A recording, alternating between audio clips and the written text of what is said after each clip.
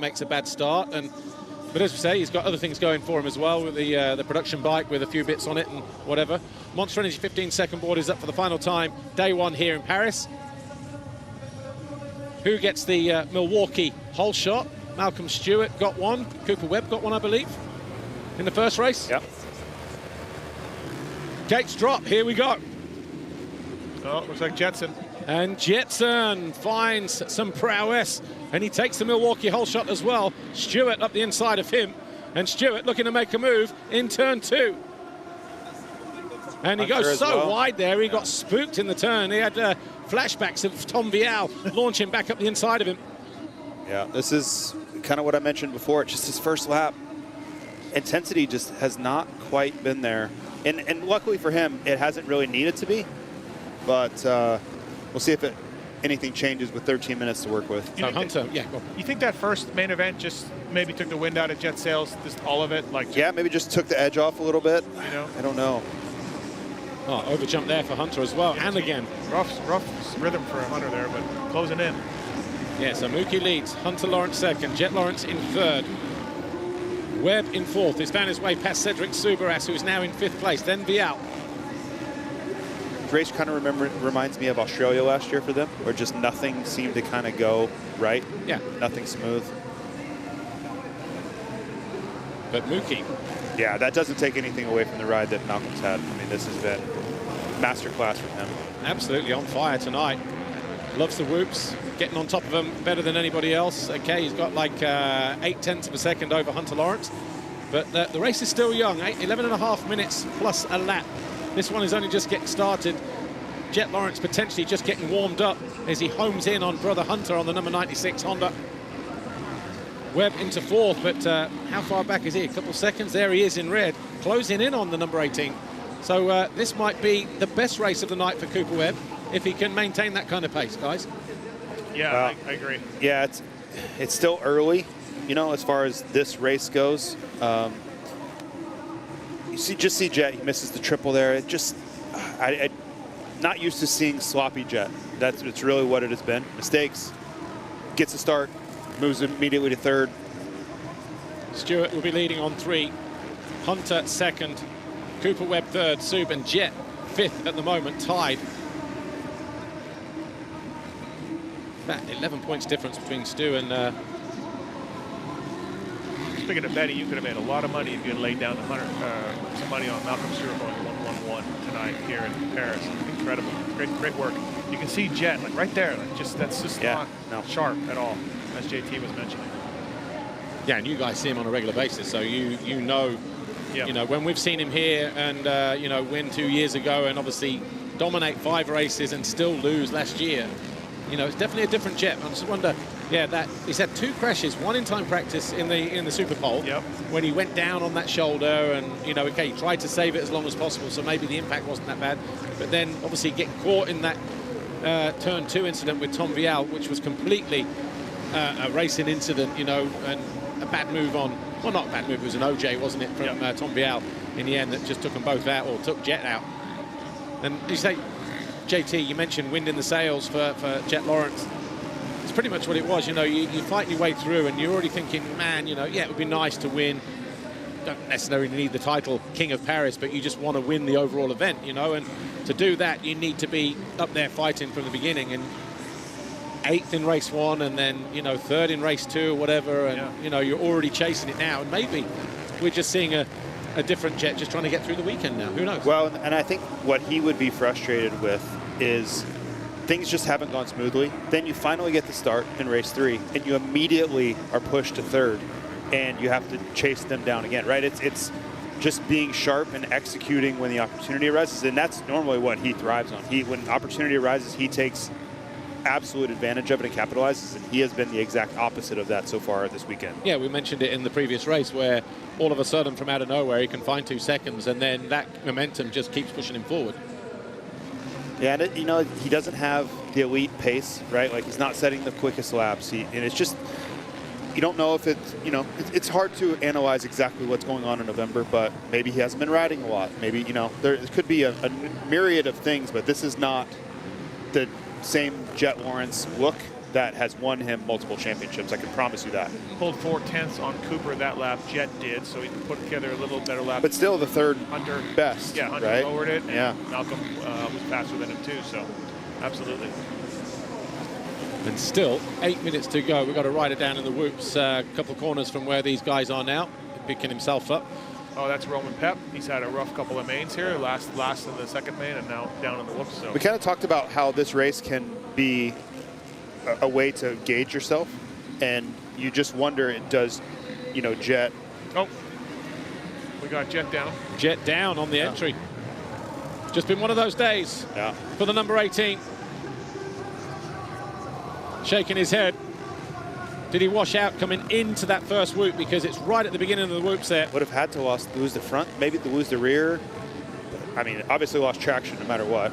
Marshall Welton's down, getting up. Marshall was on had a nice little main event going there. He was 7th for a while, so. Yeah, down to 9th, and then obviously going to pick himself up, losing another couple of positions. Malcolm Stewart, though, and Jet Lawrence had just set the fastest lap last time around as well, 45.3. And so maybe just starting to push, but we've mentioned it as we mention it every year, actually. The dirt here, when it starts to, you know, there's a little bit of moisture comes up overnight. There's gets slick. Yeah, just Sunday problem. And I'm watching him down here off screen, speaking with his mechanic, and he did the prototypical lost the front end maneuver there coming out of the corner. So what I was starting to say right before he crashed was this race can be a gauge for a lot of things, and you just wonder for Jet, you know, whether Johnny O'Mara, all the people in his program, his father, Darren, going to be like, hey, we have some work to do. Like that wasn't the weekend we needed to have. So maybe it is a kind of wake-up call focus-wise going into the rest of the offseason. How dangerous is that then for the competition, you know, moving forward? Because, you know, an angry Jet, you've seen him like, when he's not happy with how things are going, and all of a sudden he turns it around like pretty impressively. He's going to need a good heavy off-season. He's got an Australian race in 7 days. Yeah. So that'll be interesting to see if he can turn it around there, or even if he maybe he doesn't even line up if there's an issue with shoulder or anything else. But good battle here on screen right now between two French heroes.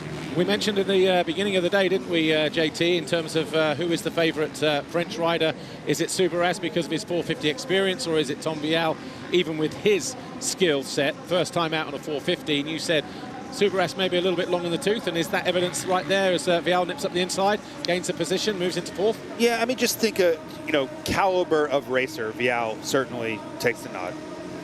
MX2 world champion, 2-time 250 Supercross champion. Like those speak for themselves. But Subs is a force to be reckoned with at this race period. So doesn't shock upside me. down in the other Warrens. Is that Hunter down? Yeah. So Hunter's upside down in the whoops and slow to pick himself up there. He's taken a bit of a beating by the bike. Oh, that's terrible to see. So not in a hurry to get up, Hunter Lawrence.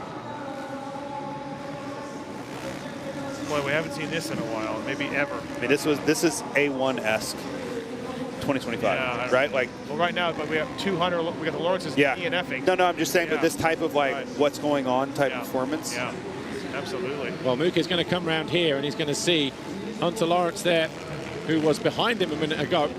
So that puts Cooper Webb up into 2nd. Tom Vial is going to be in a 3rd. Yeah, Hunter's he's up on his little beat up over there. I was going to say he's up on his feet. He's climbed off the track, but he's back down.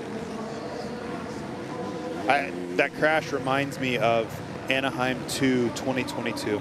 Huge whoops and kind of over the front type thing. Hate to see that. Boy, watching Vial and Subs right now, I have a lot of respect for Cedric Supercross. He gives these American ringers a lot of problems here every year. He's a great rider, really nice guy, very underrated. I made a comment to somebody that has he ridden every bike brand and everything now? Just about. Now he's on a Honda. I mean, I've seen the guy on 2-strokes here. I've seen him on 4-strokes. He's ridden everything. Everything. Much, yeah. Cedric Supercross got a lot of parts in his car. Probably a lot of rear sprockets. No one cares. It'd make a good test rider. Yeah, no one cares about my racing, but when I stopped racing Germany, he kind of took the torch. Yeah. Like he was the guy that was, when I left, he was doing all the winning. There's Hunter Lawrence getting some attention. Yeah, Eric Perronard down there as well, having a quick word with him. And yeah. But look at this, though, for Malcolm Stewart. Stayed out of trouble, got to the front early both races prior to this one. He's done the same in race 3. And the head of the course there, as it says on screen. 3.5 minutes to go. 12-second lead for Malcolm Stewart over Cooper Webb. Had a little bit of help. Yeah, a little bit of help with that. But boy, how the turns have tabled here. Yeah. Jeez. The turns have tabled. Yeah. Perfect. Because that was like turbo. Yeah, I know. Don't need to explain. Yeah, wow. You got to wonder if we'll see Hunter tomorrow. I'm just glad to see him walking off. Yep. Yeah. Honestly. Short turnaround, and yeah. Going to be a Lawrence regroup meeting here in about an hour, I think. Lars is really wishing he would have been here. Family meeting. Yeah. So Malcolm Stewart, Rockstar Energy Husqvarna, he has been pretty much meticulous. He's been inch perfect all night, cornering like he's on rails, just nailing everything. It's looking like he's on a training run, sort of mid-season training run where everything is just clicking like clockwork, you know? I haven't seen him put a foot wrong. Like I said earlier, 6th time on the bike since SMX, banged up, told me he was just happy to be here and put some laps in and reevaluate. Nothing he told me led me to believe that we would be seeing this at all, Malcolm Stewart. So I'm very impressed. Already sort of had thought of my narrative about his race and his weekend and where I was going to go with it. But I got to change that. I got to write everything, rip up my story and write again, because this guy is rewriting the story tonight. James Stewart won in 2008, Bercy on a Yamaha. The next year was Justin Brayton. He doesn't let anybody forget it either. Well, James decided to not participate in race 3. JB leaves that part out. He does. He does. But I was there. I was racing. So just under 2 minutes plus a lap to go. Cooper Webb is eyeing up a 2nd place. That was the year of the, hey, we're going to invert the start for race 3. Yeah. James said, no, you're not. Yeah. Not if I'm involved. We have 15 riders start this race. 4 of them are out. 10 riders on the track right now. Yeah, Amber has 5 of them not completed the lap. Jet Lawrence is out. Roman Papp has pulled out. Ander Valentin, I think, is also pulled out. And then Hunter Lawrence, so 11th, 15th. Yeah. So 10 riders circulating at the moment. Been an expensive day. Yeah, absolutely. Or expensive final race, I should say. Hopefully there's no problems for the riders lining up tomorrow, but Cooper Webb there. Still want to see a replay of Hunter's crash. I know exactly what Jet did, like we talked about, but geez, Hunter's probably wasn't very good. That's a drop the front end and go for a ride. I'm just wondering whether that'll be in a replay in the highlights thing. They may have got it, but anyway, less than a minute to go. Tom Vial eyeing up a top 3 finish. Old Gigi down there, Giacomo Garibaldi, will be having kittens, won't he? Top 3 finish. Having kittens? Yeah, that's a phrase. Knees? Okay. I haven't been overly impressed with Tom Vial tonight, but also here he is. He's doing okay. You know, first ride on a 450 in Supercross. So in a binary judgment, 3rd place is great. Yeah. There's a lot to unpack. Exactly. About getting to 3rd. But you know what? In terms of riders and confidence and team owners, team managers, in kind of going, blah, blah, blah. They look at the other side of the coin. He's not racing Supercross anyway. Yeah. So take it for what it is. Yeah. Solid opening night. Just like we saw Hayden Deegan's debut last week. He got a 3rd overall. Lots of debate about that, but 3rd is 3rd, and you're standing on the podium. Exactly. You know? And there's something to be said for that. Yeah. So Malcolm Stewart then. Time has ticked up. It's 1 lap to go. He is over on the Milwaukee jump, heading in towards turn 1. Here is Mitchell Harrison. Harrison is in 5th position at the moment.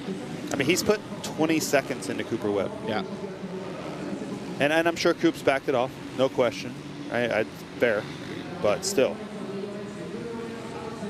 Yeah, this from what we had in the first race, where it was action through the first couple of corners, this last race has been complete polar opposite to that in terms of that excitement and you know, that anticipation and the you know, everything else. But checkered flag getting readied for Malcolm Stewart, who goes into his final lap because time ticked away whilst he just after he'd passed the line last time around. So this is a bit of a parade lap for him, if you like, with that gap over Cooper Webb, nearly 22 seconds.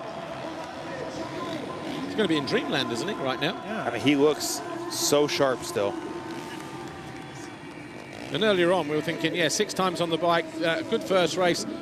Can he hold it together for a second one? Yes. Will this double distance in the final race almost kind of catch him out? The answer has been no. Malcolm Stewart goes 1-1-1 on day 1 here in Paris as he leads going into day 2. And on those kind of performances, it's going to take a brave man to bet against him, doing something similar to come away as the King of Paris tomorrow? Well, really, just Cooper Webb, right? That's all that stands between Malcolm and getting a King of Paris. Does Malcolm have one or no? No. No, he doesn't. So he'll be going for his first one. He's a veteran of this race. But just really right now, for how it's going,